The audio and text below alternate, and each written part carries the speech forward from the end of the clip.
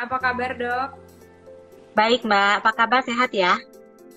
Sehat. Dok, ini kan kita ada Iya. banyak followers yang pengen tahu nih mengenai Mm-mm. PCOS gitu kan. Cuman mungkin Mm-mm. sebelum kita masuk ke sana, mungkin dokter bisa berkenalan dulu sama followers-followers Eagle di sini, Dok.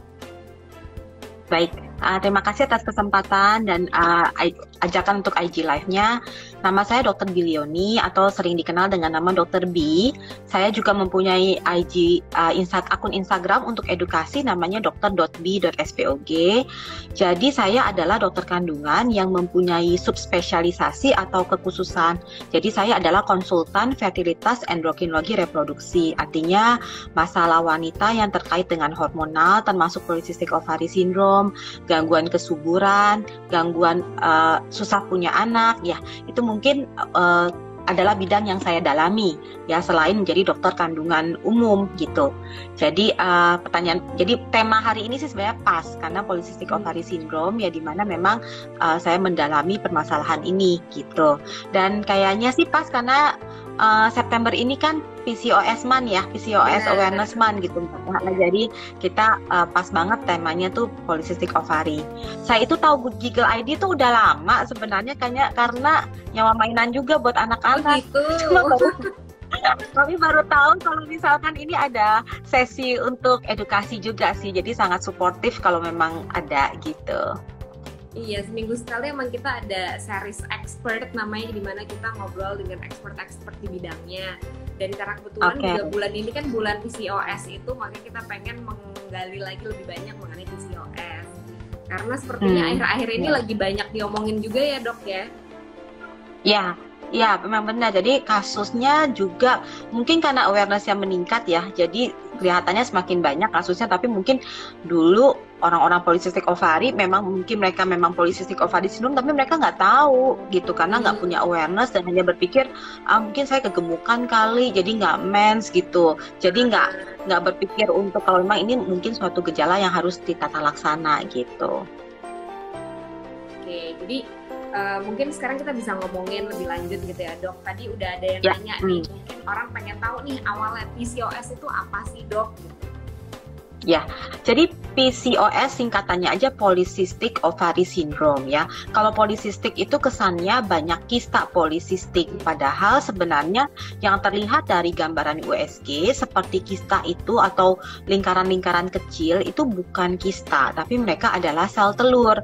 Makanya kelihatannya seperti polycystic, poly artinya banyak. Jadi bukan kista, itu adalah sel telur yang tidak mengalami masa subur, yang perjalanannya itu kalau ibarat kata sel telur itu ada TK, SD, SMP gitu ya. Kalau misal perjalanannya harusnya SD-nya 6 tahun, ini sisa telurnya SD-nya 12 tahun, nggak lulus-lulus gitu. Jadi untuk mencapai ukuran sel telur dewasa yang siap ovulasi atau sel telur matang, dia membutuhkan waktu yang jauh lebih lama. Sehingga tidak heran kalau pasien polycystic ovary syndrome biasanya menstruasinya itu panjang, bisa 2-3 bulan sekali baru haid gitu. Jadi karena si sel telur ini lama lulus-lulusnya, makanya kaitannya dengan susah hamil juga. Kenapa? Karena bisa dipikirkan kalau misalkan harusnya 1 bulan sekali masa subur ya, ini bisa 3 bulan sekali masa suburnya, otomatis chance kesuburannya kan berkurang kan. Jadi kurang lebih seperti itu. Jadi salah satu cirinya adalah haidnya itu lama-lama Siklus gitu haidnya. ya. Ya, siklus haidnya menjadi panjang, betul. Bisa menjadi panjang. Terus selain itu apa Ya. lagi sih, Dok, ciri-cirinya? Ya, jadi polycystic ovary syndrome itu harus memenuhi 2 dari 3 kriteria. Kita sebutnya kriteria Rotterdam ya. Jadi kenapa kriteria Rotterdam? Karena mereka pembahasan para ahli dunia ini terjadi di kota Rotterdam ya.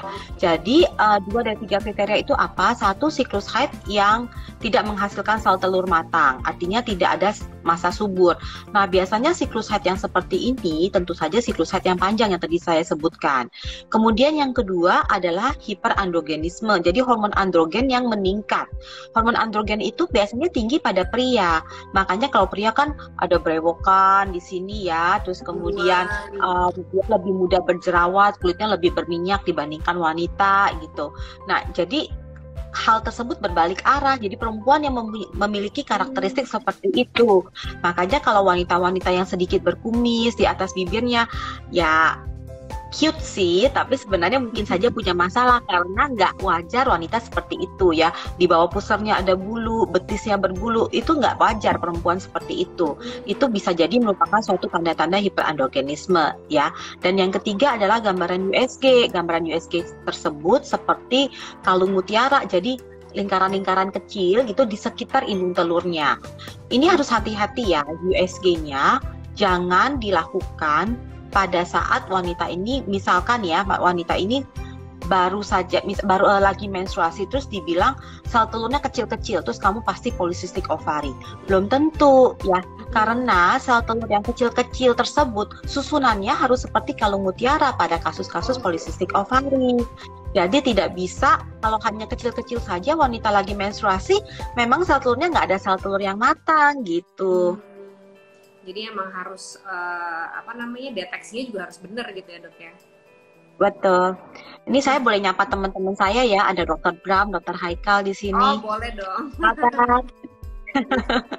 Ya, karena lama nggak pernah ketemuan PSBB, jadi nyampanya lewat IG Live. Iya. Nah terus iya, kalau misalkan si PCOS ini kenapa sih dok sebenarnya penyebabnya dok? Polycystic ovary syndrome ini adalah suatu masalah genetik ya Mbak. Jadi masalah genetik artinya kita sudah lahir dengan keadaan indung telur polycystic ovary gitu ya. Jadi keadaan indung telurnya secara genetik si sel indung telur itu memang seperti itu. Nah, terus kenapa dia bisa kemudian manifestasi? Biasanya dengan diiringi gaya hidup yang kurang sehat. Jadi misalkan gaya hidupnya seperti apa? Jarang berolahraga, makan makanan yang yang high kalori gitu ya, tetapi bukan high nutritionist food gitu. Kemudian kadar gula darah yang cukup tinggi. Nah, itu semua menjadi masalah metabolisme yang memperburuk masalah genetika ini. Mungkin saya kasih contoh gini Mbak, kalau misalkan contohnya saya mungkin membawa ada genetika polycystic ovary sejak saya lahir ya, Mbak nggak ada nih, Mbak tuh baik-baik aja, indung telurnya juga fine-fine aja gitu. Tetapi kita sama-sama punya gaya hidup yang nggak benar gitu ya. Jadi sedentary lifestyle, males-malesan gitu, berat badannya naik, suka-suka lah makan sembarangan. Tapi siklus haid Mbak akan baik-baik saja dan akan teratur-teratur aja. Tapi saya bisa jadi bermasalah karena saya membawa gen polycystic ovary tersebut gitu. Kalau misalkan kali ini dibalik ya, misalkan saya polycystic ovary tapi saya itu rajin berolahraga, makanan saya jaga gitu, bisa jadi saya siklus saja tetap teratur sama seperti Mbak yang genetikanya nggak ada masalah begitu ya. Jadi ya maksudnya itu harus diimbangi dengan gaya hidup. Memang apa sih dapat gen yang udah nggak bagus, tapi bisa kita kontrol dengan gaya hidup yang baik gitu. Jadi emang harus dari gaya hidup ya, ujung-ujungnya meskipun kita punya genetis yang mungkin tidak baik, tapi dengan gaya hidup yang baik itu bisa tertolong gitu ya dok ya? Iya, betul. Nah kalau misalkan kita sebagai seorang wanita gitu dok, kapan sih kita tuh harus ke dokter kandungan, dokter obgyn untuk ketika apa gitu kita tahu oh ini kayak ada yang nggak bener nih, atau kita merasa kayak aku PCOS ya, ketika kapan sih dok kita harus periksa terkait kesuburan ini? Baik, jadi kalau misalkan teman-teman di sini yang sudah mempunyai siklus haid, dilihat ya, siklus haid kalau 1 kali saja dalam 1 tahun agak sedikit error ya wajar, wanita itu pasti demikian ya. Tapi kalau misalkan sudah setiap kali siklus haidnya lebih panjang dari 35 hari atau mempunyai gejala tadi ya, kok kayaknya saya gampang sekali jerawatan, berat badan nggak turun-turun, terus kemudian saya ada bulu-bulu halus, bahkan ada noda-noda hitam di belakang leher gitu. Nah, itu harus diperiksakan, jangan-jangan teman-teman termasuk dalam pasien-pasien polycystic ovary syndrome ini. Tapi kalau misalkan penderita polycystic ovary syndrome ini selain mungkin kesuburan berkurang, apalagi sih dok efeknya untuk badan kita? Ya, jadi kita harus melihat polycystic ovary syndrome ini permasalahannya cukup jangka panjang ya. Jadi saat ini mungkin saat usia reproduksi, gangguan haid, gangguan kesuburan. Tetapi di masa mendatang ada masalah metabolisme yang akan tumbuh seperti diabetes mellitus. Diabetes itu penyakit gula ya. Jadi diabetes mellitus itu lebih tinggi resikonya pada pasien polisistik ovari. Lalu yang kedua, kalau sudah terjadi kehamilan, pasien polisistik ovari sindrom lebih rentan keguguran ya, lebih rentan mempunyai komplikasi dalam kehamilan. Kemudian yang ketiga, saat tua nanti juga ada resiko terkena kanker dinding rahim atau kanker endometrium. Kenapa demikian? Karena dinding rahim yang terbiasa menebal dan terus menebal tanpa adanya siklus haid atau luluhnya dinding rahim tersebut secara teratur, sehingga sangat mungkin terjadi meningkatkan resiko kanker dinding rahim atau kanker endometrium. Makanya polisistik ovari ini pengobatannya itu monitoringnya harus jangka panjang, seperti itu. Jadi sebenarnya nggak bisa kita biarin begitu aja ya, misalkan kan Ya. mungkin ada PCOS tapi udah punya anak, ya udahlah biarin aja, itu nggak bisa juga kayak gitu. Ya, jangan, sebaiknya jangan, betul. Nah kalau kayak gitu pengobatannya biasanya seperti apa sih dok? Ya, jadi lini pertama pengobatan tentu saja adalah lifestyle modification, jadi perubahan gaya hidup ya, rajin-rajinlah berolahraga ya, kemudian dietnya seimbang. Diet seimbang kalau berdasarkan teman-teman dokter gizi, polisistik ovari itu mayoritas daripada dietnya, kalau satu piring nasi, mayoritasnya itu harus terdiri dari serat ya, jadi tentu saja sayur-sayuran ya. Kemudian proporsi kedua adalah karbohidrat, jadi bukan berarti diet sama sekali nggak ada karbohidrat ya. Jadi suka pertanyaan adalah pasien polisistik ovari mesti diet karbo nggak? Jawaban saya enggak gitu ya. Jadi bukan berarti diet karbo 100% nggak karbo. Kemudian yang berikutnya adalah baru proporsi yang kecil itu adalah protein dan lemak gitu. Jadi diet mayoritasnya itu harus sayuran, jangan lupa olahraga gitu ya. Jadi olahraga polisistik ovari itu yang baik adalah olahraga yang aerobic exercise. Jadi bukan olahraga beban ya. Aerobic exercise itu justru yang direkomendasikan kalau bisa dikerjakan 30 sampai 60 menit per hari secara teratur ya. Jadi bukan kita harus olahraga keras sekali, lelah sekali, tapi hanya 1 kali seminggu. Kalau bisa dikerjakan setiap hari. Jadi aerobik itu seperti lari, berenang, sepeda gitu ya? Jalan cepat, berenang, betul. Oke, nah terus kalau misalkan tantangannya apa sih dok buat penderita PCOS ini? Pantangannya adalah sebenarnya, jadi kalau pantangan itu kan gini ya, kalau polycystic ovary syndrome itu kan sudah ada genetikanya. Jadi kalau bisa pantangannya ya sebenarnya lifestyle-nya. Jadi misalkan pantangannya itu jangan makan makanan misalkan fast food terus-terusan sebagai diet utama contohnya ya, atau merokok ya lebih merusak lagi kadar keadaan di indung telur ya. Kemudian banyak malas-malesan ya, jadi bangun tidur terus tidur lagi contohnya seperti itu ya. Jadi itu yang hal-hal yang seperti itu yang harus dihindari. Oke, berarti kurang lebih ya gaya hidup aktif yang harus dilakukan ya dok ya? Ya betul.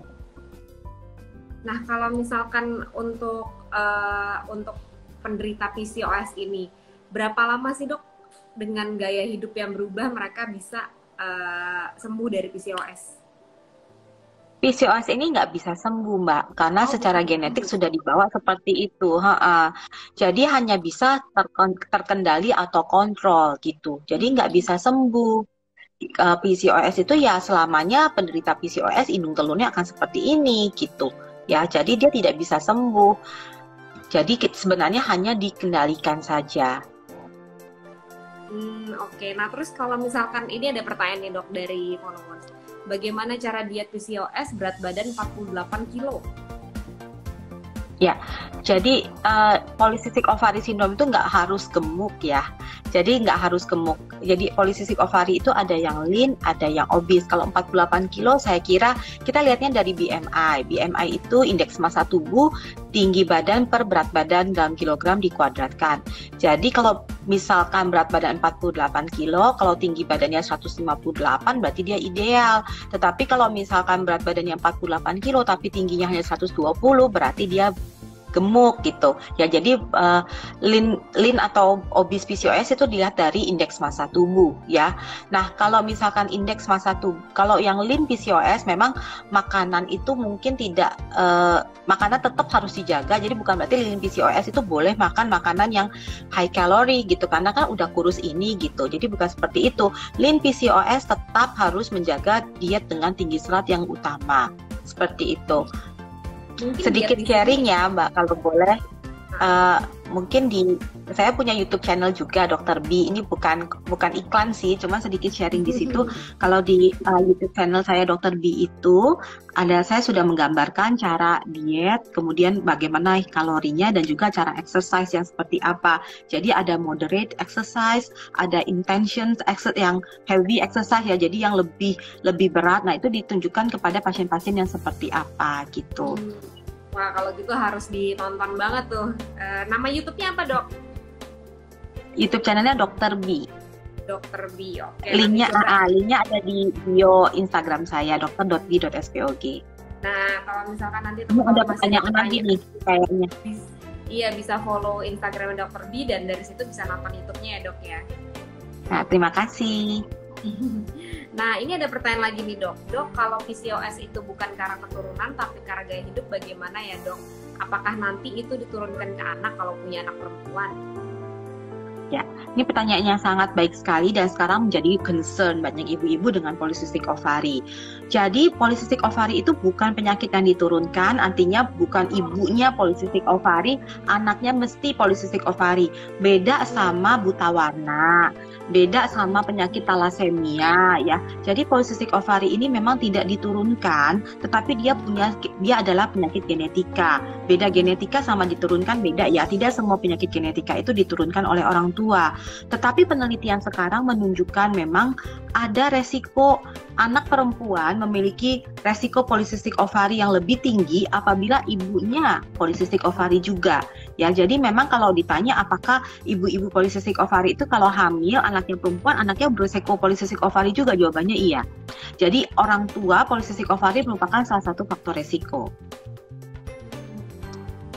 Jadi itu harusnya menaikkan awareness daripada ibu-ibu ya. Jadi kalau memang udah tahu ibu-ibu ini polycystic ovary punya anak, nanti kalau misalkan menstruasinya mulai terganggu, 1 tahun pertama boleh toleransi. Jadi kalau anak mulai menstruasi 1 tahun menstruasinya berantakan itu masih oke. Setelah lewat 1 tahun dia menstruasi harus sudah teratur gitu. Jadi kalau memang masih berantakan juga, nih mama-mama yang polycystic ovary harus lebih alert untuk bawa anaknya berobat. Jangan-jangan anaknya sama dengan ibunya gitu. Wah, itu PR menjadi orang tua juga ya, supaya tahu. Iya, betul. Nah, ini ada pertanyaan lagi nih, Dok. Aku fighter PCOS, sekarang hamil 6 minggu. Bagaimana cara menjaga, Dok, kandunganku? Ya, selamat sebelumnya sudah berhasil hamil PCOS fighter ya. Jadi memang seperti yang tadi saya sempat utarakan, polycystic ovary itu lebih rentan keguguran ya. Jadi teman-teman mesti memeriksakan ke dokter kandungan ya. Jadi jangan hanya ke bidan ya, atau bahkan dukun gitu ya. Jadi periksakanlah ke dokter kandungan, lihat kehamilannya apakah 6 minggu. Kalau USG transvaginal harusnya janinnya sudah tampak ya. Apakah ada tanda-tanda perdarahan di balik daripada kantong hamilnya ya. Lalu biasanya dokter kandungan akan memberikan luteal phase support atau support kehamilannya, atau yang kita sebut penguat kandungan ya, seperti hormon-hormon progesteron yang sangat aman dikonsumsi dalam kehamilan. Jadi emang harus lebih ekstra hati-hati juga ya, Dok ya, kalau misalkan hamil dengan PCOS. Ya. Betul Mbak. Mudah-mudahan menjawab ya Mbak Siti Sumarni. Dan ini juga ada pertanyaan lagi. Dok, saya dengan PCOS setelah suntik penetas telur, sebaiknya tes kehamilan kapan ya, Dok? Waduh, apa tuh, Dok? Saya nggak ngerti nih. Suntik penetas telur. Ini maksudnya telat suntik ya? Telat suntik apa telah suntik sih? Telah ya? Setelah suntik penetas telur. Setelah suntik penetas telur. Oh, oke. Jadi gini, pasien-pasien ini polycystic ovary syndrome itu memang karena selain daripada sel telurnya itu waktu mencapai masa suburnya terlambat atau delay gitu ya, proses penetasan sel telur juga seringkali tidak terjadi. Ini karena gangguan daripada hormon LH ya. Jadi biasanya diberikan obat suntik. Obat suntik ini adalah hormon HCG yang ikatannya mirip dengan hormon LH untuk menetaskan sel telurnya. Nah, kalau test pack-nya kapan? Saya kira 2 minggu dari suntikan penetas sel telur. Jadi biasanya kalau masalah spermanya nggak ada ya, jadi spermanya normal, saluran telurnya tidak tersumbat, memang masih boleh-boleh saja hubungan alami setelah penyuntikan penetas sel telur ya. Dan setelah itu silakan melakukan tes kehamilan 2 minggu setelahnya ya, karena diharapkan sudah terjadi kehamilan, apalagi kalau memang belum mendapatkan haid. Tapi kan kalau pasien polycystic ovary syndrome kan haidnya memang berantakan, jadi ada baiknya kita kasih waktu kurang lebih 2 minggu. Oke, mudah-mudahan tadi menjawab ya. Ini dokternya menjawabnya enak banget nih, beruntung banget nih hari ini yang pada nonton IG Live nih. Nah, ini ada pertanyaan lagi nih, Dok. Dok, saya PCOS, berhasil hamil di usia pernikahan 4 tahun tapi keguguran. 8 bulan kemudian hamil lagi dan keguguran lagi. Bagaimana sarannya, Dok, agar tidak keguguran lagi? Ini sama ya, seperti tadi dokter udah jelasin kalau emang PCOS itu berarti rawan keguguran ya, Dok ya? Ya, PCOS itu merupakan salah satu faktor resiko dari keguguran berulang ya. Jadi keguguran berulang itu salah satu masalahnya tuh di polycystic ovary. Nah, biasanya terjadi pada pasien-pasien polycystic ovary syndrome yang mempunyai kendala metabolic syndrome ya. Jadi coba dicek dulu nih gula darahnya sudah normal belum. Jadi jangan cuma pakai stick gula darah begitu ya, karena terkadang yang kita sebut gula darah itu kan gula darah sewaktu. Jadi harus ada gula darah puasanya juga. Bahkan lebih baik lagi kalau kita memeriksakan yang namanya HbA1c atau glycosylated hemoglobin, di mana itu menggambarkan kadar gula darah 3 bulan terakhir. Kalau itu tinggi, maka ada kemungkinan teman-teman itu sebenarnya sudah menderita penyakit diabetes atau toleransi glukosa terganggu ya. Kalau toleransi glukosa terganggu itu dilihat dari gula darah puasa dan 2 jam setelah makan ya. Jadi bisa saja ada masalah metabolisme lain. Kalau memang seperti itu, benahi dulu masalah metabolismenya. Gak usah buru-buru langsung hamil, karena bisa jadi terjadi keguguran lagi. Jadi metabolismenya itu dibenahi dulu. Kalau sudah benar, gula darahnya sudah terkendali, barulah kita melakukan program kehamilan. Memang lebih ribet, tapi daripada keguguran-keguguran terus ya, buat apa juga buru-buru hamil gitu. Itu namanya PHP. Iya, mendingan diperbaiki dulu kesehatannya, baru habis itu hamil lagi gitu ya, Dok ya? Iya, betul. Mudah-mudahan nanti Mbak Nyonya Prasetyo tadi menjawab pertanyaan menjawab tadi jawaban dari Dokter B, dan mudah-mudahan lancar ya habis ini hamilnya. Nah, ini juga ada pertanyaan lagi. Baik banget, Dok, pertanyaannya saya sampai bingung nih mau yang mana dulu. Ini saya PCOS dan penebalan dinding rahim. Yang prioritas diobatin dulu PCOS-nya atau penebalan dinding rahim? Saya dapat terapi hormon pakai Norestil. Ya, jadi bingung ya Mbak gini. Jadi saya coba jelasin ya. Jadi polycystic ovary syndrome itu jadi polycystic ovary syndrome dan penebalan dinding rahim itu nggak jalan sendiri-sendiri ya. Salah satu efek daripada polycystic ovary syndrome nggak menstruasi kan. Nah, nggak menstruasi dinding rahimnya nggak luluh, makanya jadi tebal. Kalau PCOS-nya polycystic ovary syndrome-nya itu terkendali, dinding rahimnya nggak tebal. Jadi bukan yang mana dulu yang diobatin, bareng-bareng. Karena memang itu efek daripada si polycystic ovary. Jadi misalkan gini nih, saya polycystic ovary syndrome tapi saya dinding rahimnya tebal, saya jerawatan, kadar gula darah saya terganggu. Ya karena memang ini semua adalah bagian daripada polycystic ovary. Jadi kalau diobatin ya obatin sekaligus. Kalau hormonalnya terkendali pasti nggak tebal. Kalau menstruasinya sudah teratur pasti dinding rahimnya nggak akan tebal lagi karena dia sudah lulus sesuai periode tertentu gitu. Jadi emang harus sekaligus semuanya ya, Dok ya? Iya, bukan maksudnya gini, terapi polycystic ovary syndrome akan menjadi terapi untuk yang masalah-masalah yang itu juga gitu. Pertanyaan berikutnya nih, Dok, saya PCOS, kehamilan pertama dan ketiga keguguran alami. kehamilan kedua alhamdulillah sudah anak laki-laki, ketiganya bisa program alami. Untuk selanjutnya bisa alami lagi nggak ya dok? Soalnya saya ingin promil anak perempuan. Kalau alami, Bu, yang mengasih anak laki dan perempuan itu yang maha kuasa. Gimana caranya kita alami nentuin anak laki-laki atau perempuan? Yang menentukan anak laki-laki atau perempuan itu kan sperma. Iya. Kalau program alami artinya hubungan seksual kan. Cara milih spermanya gimana atuh, Bu? Kalau misalnya karena yang membawa kromosom X yang menentukan jadi anak perempuan itu adalah sperma. Jadi kalau hubungan mah ya berdoa aja, yang membuahi itu kromosomnya X gitu. Kalau saran saya sih laki dan perempuan mah sama aja, Bu, apalagi sudah keguguran 2 kali. Yang penting anaknya sehat. Benar nggak? Benar sih. Udah alhamdulillah diberikan anak gitu ya. Iya, betul.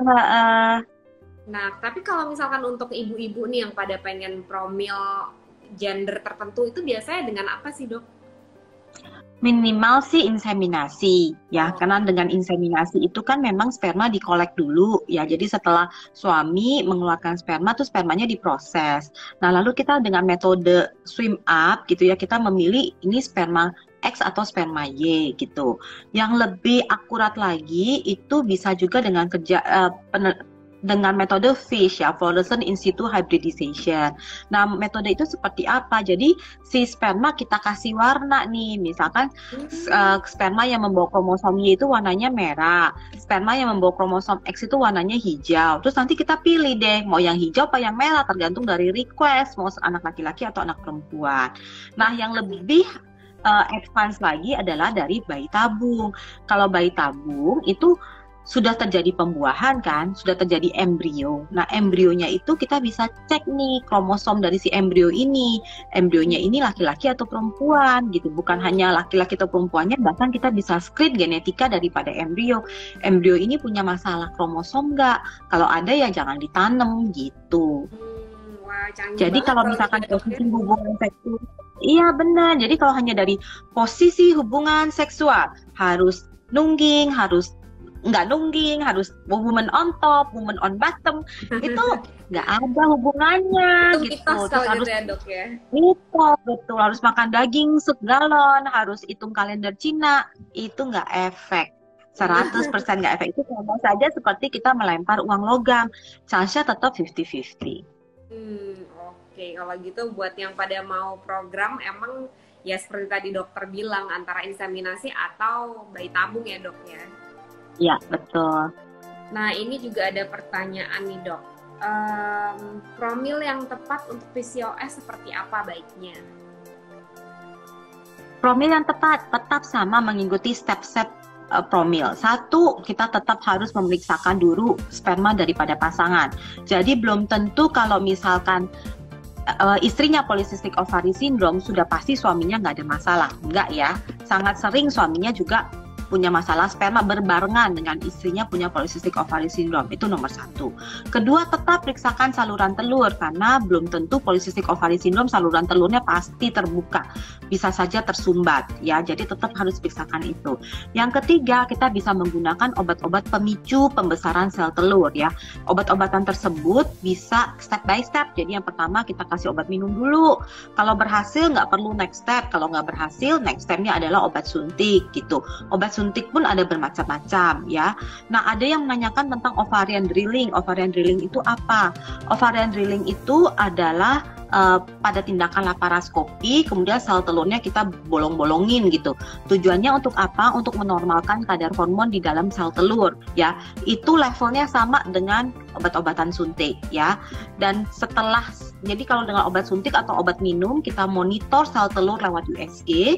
Kalau di masa subur kita suntikan